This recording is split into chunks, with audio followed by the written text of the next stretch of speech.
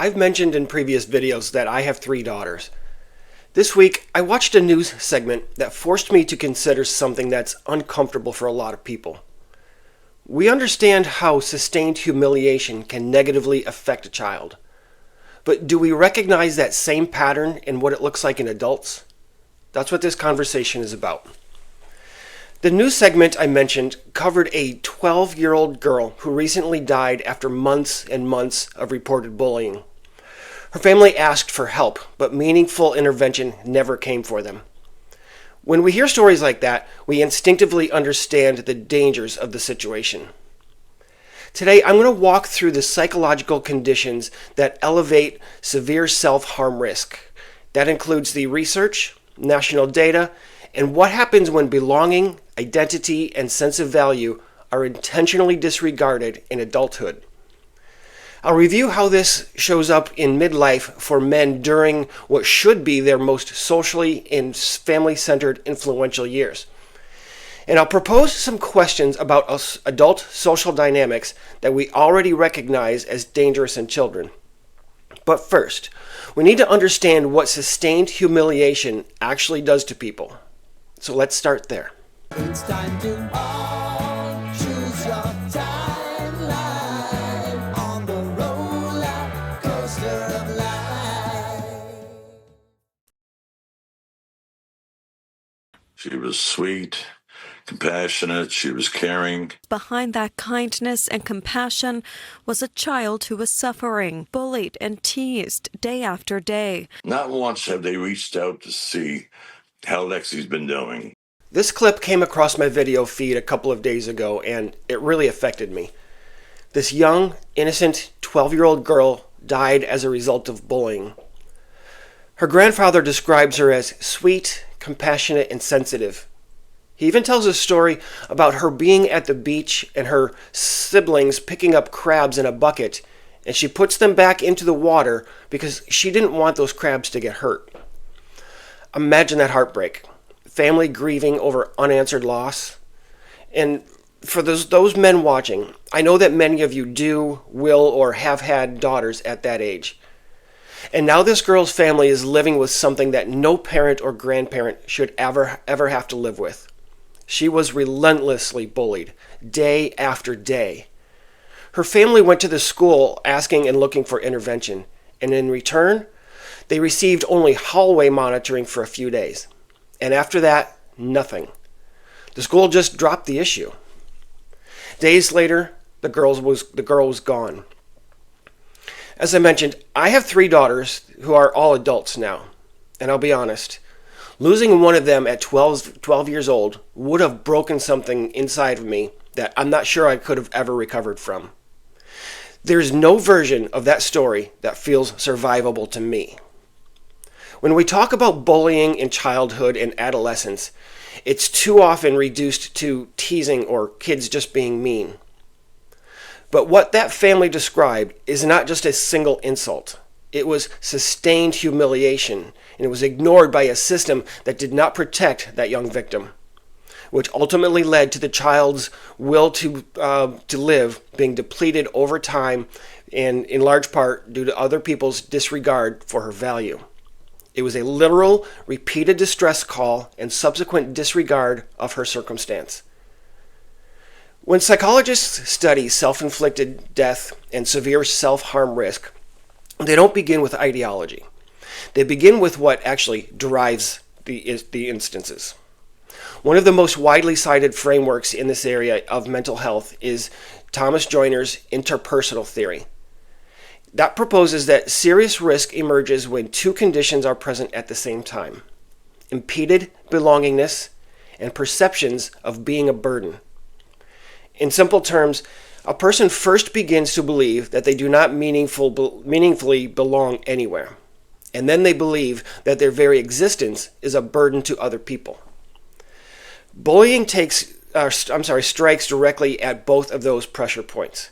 Sustained social exclusion and verbal humiliation communicates that the person does not belong, and repeated mockery communicates that they are the problem. And when those 2 messages are delivered together over time, especially without support or anyone to back you up. They reorganize how a person sees themselves. In another model going back to the 1970s, Martin Seligman's work on learned helplessness shows that when individuals experience repeated negative events that they cannot control, they may begin to generalize that lack of control across situations. With enough repetition, this can lead to passivity, hopelessness, and depressive symptoms. And in this model, the critical ingredient is not pain all by itself. It's pain combined with the perceived powerlessness. Add to that a lack of institutional or social support, like when someone expresses distress and the response is dismissed or even publicly mocked, and the sense of powerlessness deepens. From a cognitive perspective, Aaron Beck's work on helplessness further suggests that when people begin to make frequent, global, and internal attributions for negative experiences, vulnerability will increase. In plain language, if humiliation is constant, if escape feels impossible, and others are unresponsive, the mind can begin to construct a narrative that nothing will ever change. And that narrative, not a single insult, not a single bad day, is what elevates psychological risk. My friends, none of this is cultural commentary. It's human neurobiology and cognition under sustained social threats. As a result, when we see a 12-year-old girl, boy for that matter, any child, when they see them endure relentless, prolonged, and ignored humiliation and isolation, we instinctively understand the danger. We recognize that combination of not belonging, perceived burden, and feeling helplessness in all of its psychological volatility. It's measurable, it's documented, and it has been for decades. Now let's cautiously step back from this one story and look nationally in the United States. And we see that the scale of self-inflicted death in the United States is sobering. In 2023, approximately 49,316 people died in this manner. It was the 11th leading cause of death overall at a rate of more than 135 per day. So it's not as rare as we often believe. It's tens of thousands of instances every year that affect millions of people. Let's continue to break that down by sex, and a clear pattern starts to emerge. Some of you will already be familiar with this, I understand, but stick with me because I'm going to make a very relevant point for men and fathers after we get through the data. Roughly 79% of those victims are male, about 39,000 men in a single year. Put another way, this cause accounts for approximately 2.4% of all male deaths, compared to roughly 0.6 or 0.7% of all female deaths. I want to be clear here that this difference does not mean female risk is unimportant or that it does not exist. It means the distribution of vulnerability is greatly uneven. And when something disproportionately affects one group at that scale, it should be worth examining carefully. If we continue by looking at age distribution among men in 2023, the highest raw numbers occur in adulthood, ages 25 to 44 and 45 to 64. These are prime working years, prime parenting years, and prime responsibility years. And as wild as this may sound, men over 74 show the highest rate per capita. So when we talk about this issue, we're not talking predominantly about adolescents. We're talking about adult men, many of them fathers, in the middle decades of their life. In leaning in on the psychological conditions that create risk that we covered a few moments ago, the sustained humiliation, isolation, perceived helplessness, and hopelessness, and feeling that you're a burden, the next question for me is, at what stage in adult life do those patterns and those pressures most often concentrate for men? To that end, let's zoom in even further on men specifically, where the age distribution tells an important story. In 2023, the highest number of male deaths in this category, again, occurred in two broad ranges, 25 to 44 and 45 to 64. Men ages 25 to 44 accounted for just over, I believe, 13,000 deaths. Men ages 45 to 64, a little less than that, at about 12,000. These should be the productive decades defined by work, marriage, child raising, financial responsibility, and identity and legacy solidification. These are the years when men are often expected to produce, protect, provide, and remain steady. As I mentioned, I think an interesting point here is that when we look at rates rather than raw totals, men 75 and older show the highest rate per capita. But in terms of overall numbers, the concentration sits firmly in midlife. That's again when men's social roles are expected to be most established as husband, father, as employees, homeowners, and financial providers, everything that goes along with adulthood. And when those roles are disrupted and even legally removed from him, the psychological impact can be extremely significant. If we return to the situational drivers that I discussed earlier, again, that's lack of belongingness, perceived burdens, and helplessness, those patterns do not disappear after adolescence. In many cases, they become quieter and publicly less visible because as adults, we're expected to ignore and to endure them. But they do not go away. Humiliation still registers as humiliation, and isolation still registers as isolation. And the raw data show that the years in which identity, responsibility, and relational roles are most concentrated are also the years in which these male deaths are most concentrated. That is not my opinion or interpretation of psychology. It's data. So moving forward, if we ask where midlife destabilization most often occurs, one of the clearest contexts is relationship breakdown. Divorce and separation, along with loss of child contact and influence, are not just emotional events. They are very personal and structural life events. They involve loss of daily contact with children, reduced financial stability, so a lot of times relocation, many times legal conflict, and very sharp shifts in identity. And research consistently shows that divorced and separated men face significantly higher risk of self-inflicted death compared with married individuals. In fact, across multiple studies, divorced men show roughly about 2.5 to 3 times the risk of married men. For separated men, the risk appears to be highest, with some large-scale analyses indicating that separated men show approximately 4.8. That's almost 5 times the risk of married peers. Among younger separated men under age 35, relative risk estimates have been reported as high as 8 times that of married men in the same age group. Now, I understand that these are relative risk ratios. They do not prove that divorce causes fatal outcomes. Believe me, I've looked and there are no data to make the direct connection.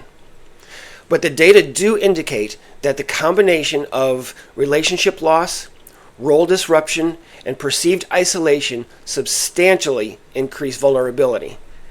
And there is additional context that I think is worth noting. Approximately 20% of these deaths involve intimate partner problems.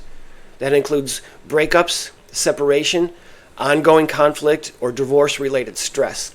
Now, that does not isolate custody disputes as a standalone factor, but it does show how frequently relationship breakdown appears in case circumstances. On a positive note, researchers have briefly examined long-term outcomes in states that implemented joint custody reforms, such as policies that are designed to preserve shared parenting after divorce. And in those states, male death rates in this manner declined roughly 9% over time. Again, this does not establish direct causation, but it suggests that continued access to children and meaningful belonging may have protective effects. So let's pull back for just a moment, just a little bit. When we put this together with earlier data, a pattern starts to emerge here. Midlife is where male deaths in this category are concentrated. Divorce and separation significantly elevate risk. Relationship breakdown frequently appears in contributing circumstances. Preserving parental connection appears to be associated with better outcomes.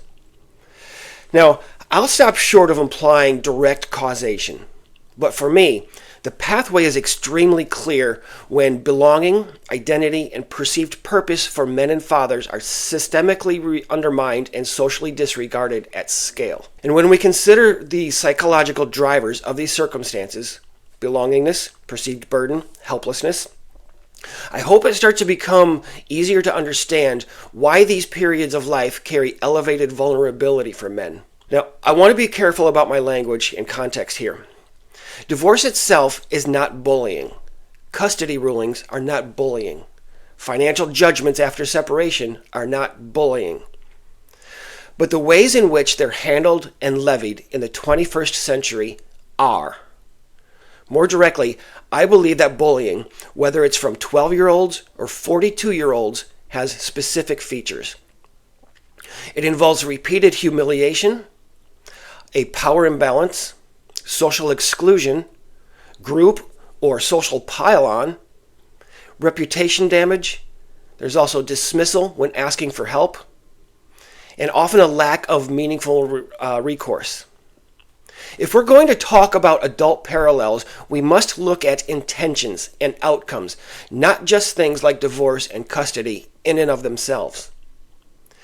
For example, effects when fathers are publicly framed as disposable or inherently suspect. Spiteful comments that men's emotional pain after separation is weakness and that everything is 100% their fault. He deserved it. It's also outcomes when one party in a courtroom is prejudged or disregarded. It also comes in the form of intentional narratives that reputationally damage someone without due process. Then there's also effects of language that minimize a father's loss of daily contact with his children. There's also happily leaving divorced men or fathers with fewer assets and less financial security after dissolution. So listen, here's a couple of examples from one of my recent videos. Here's a couple of comments that people left to me in a couple of my videos. And the topic was men discussing divorce and their experience with it. One commenter said, "Good luck building a channel talking about your divorce 20 years ago," or whatever. "I would tell you that you probably crashed the car because you're spending your whole time looking in the rearview mirror, but I'm not a doctor either." He's implying I don't have a degree. He says, "And unlike you, I don't dispense advice based on nothing." Listen, when somebody says psychological pain can't be lethal, let me back up here again if you didn't already see it. He says you cannot die from psychological pain. So again, when somebody says that psychological pain cannot be lethal or responds to distress with mockery, that's not a debate. That's dismissal. And repeated public dismissal is one of the fastest way to erode belonging. And here's another comment. Same video. "If you're offing yourself over a breakup, you're just weak." When vulnerability is framed as weakness, the message isn't just be stronger. The message is we don't care about you or your experience. And this is exactly what I'm talking about. Again, this is isolated. I don't care about these comments in my videos. But when they are systemic and they, again, exist at scale, and this is the society in which we live, it's no wonder men are checking out. Those are social pressures of bullying in men's adulthood. And when those pressures involve repetition, power imbalance, public humiliation, and social dismissal, they begin to resemble dynamics that we already recognize as bullying in childhood. Now, I want to pause here for just a moment, again, and be very clear about something before I go any further. Nothing I've said is meant to diminish that 12-year-old girl and her experience, or anyone else. Her story stands on its own. Her suffering was real. Her loss, it's permanent, and it breaks my heart. I had a hard time coming up with this discussion. I really did. What I'm trying to do is delicately expose a pattern that we already understand in the abstract. and ask whether that understanding is applied consistently across age and gender. I mean, quite honestly, at what age do we stop caring so much about boys' and girls' self-harm?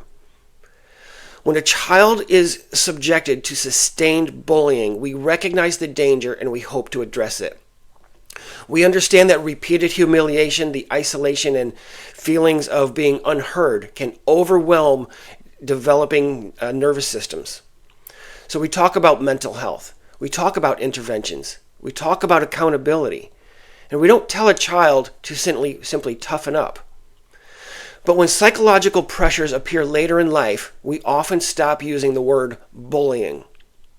The types of bullying are different as adults. I will wholeheartedly acknowledge that. But the effects are the same. And for the critics, I'm not comparing a 40-year-old man to a 12-year-old girl. I'm discussing human dynamics. As I mentioned, the human mind does not sort suffering by age or gender. It responds to sustained isolation and perceived powerlessness in predictable ways. When we look at a bullied child and say, this is dangerous, we're not simply being sentimental. We're being psychologically accurate. And I think the question worth asking is whether we maintain that same empathy when the person is under pressure is an adult. Particularly an adult navigating major life destabilization within a society that simply doesn't give a shit. Guys, listen, thanks for still being here. If there's something I hope that people take from this, it's a message of social imbalance. When we see a child endure sustained humiliation and isolation and feel that they have no way out of it, we respond with urgency and public outrage. Because life is precious, and every one of them is valuable. So we talk about mental health resources and about prevention. We talk about institutional and social responsibility. And we do that because we understand something fundamental about humans. Prolonged and intentional disregard of people's value can destabilize them, and it can lead to catastrophic outcomes. National data show that tens of thousands of American men die every year from self-inflicted causes. 7 or 8 out of 10 of them are men. Many of them, most of them, in midlife. A lot of them are experiencing relationship breakdowns, loss of daily contact with their children, financial instability that they may never recover from, and social isolation to go with it. And again, this is not a culture war opinion. It's public health reality. If we're capable of recognizing how dangerous sustained humiliation is for a 12-year-old individual, we shouldn't have any issues recognizing how threatening sustained humiliation can be for a 40 or 50-year-old father. Not because one group deserves more sympathy or empathy than the other, but because all of it is human experience. If you struggled or you are struggling right now and haven't been told in a while, I'm going to tell you right now that you matter. Your purpose matters and your voice matters. Not everyone will care about or like your purpose or your experience, but that does not diminish the fact that all of it exists. I strongly believe that we need to be asking whether the systems we build are reducing risk factors for men or intensifying them. And if systems are amplifying risk, it's no wonder that men are choosing to not get involved in the first place. So guys, I hope this conversation helps you or encourages some people to take sustained social disregard of men more seriously. Even if having this discussion gives some of people another reason to call us weak. I don't care. It's got to be said. So do me this favor. If you know somebody who might feel overwhelmed right now, maybe he feels isolated, or he feels like his role, his future, or his place in his children's lives it's all being slipped and taken away, do him a courtesy and give him a call just to say hi. Take him out to dinner. Tell him that you're thinking about him and that you love him. And if you're experiencing such things, don't feel badly about reaching out to someone to talk through it. Call a friend, family member, maybe even a counselor. You are not a burden if you call someone to talk or to hang out with when things are not going well. So be safe and be careful out there, guys, and I'll see you soon.